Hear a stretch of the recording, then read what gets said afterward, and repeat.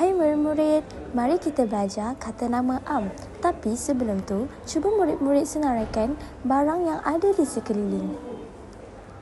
Wah, pandai! Baik murid, mari kita lihat pada skrin.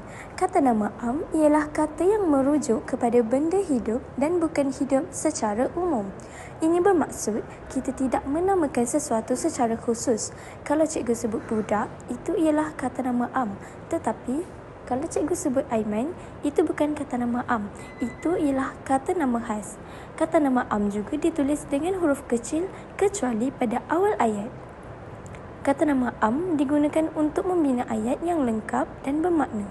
Nanti kita akan lihat pada contoh yang seterusnya. Sekarang, kita lihat pula jenis kata nama am.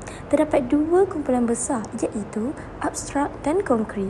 Kata nama am konkret dibahagikan kepada dua, hidup dan tidak hidup. Baik murid, mari kita tengok contoh kata nama am abstrak di sini.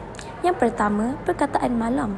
Perkataan ini kita tidak boleh pegang, tetapi kita hanya mengalaminya sahaja. Yang kedua, gembira dan takut. Perkataan ini kita tidak nampak, tetapi kita boleh rasa. Sekarang, kita lihat contoh untuk kata nama am konkret. Kata nama am konkret ialah kata nama yang boleh dipegang dan dilihat. Sebagai contohnya ialah meja, kucing, rumah, roti dan pokok.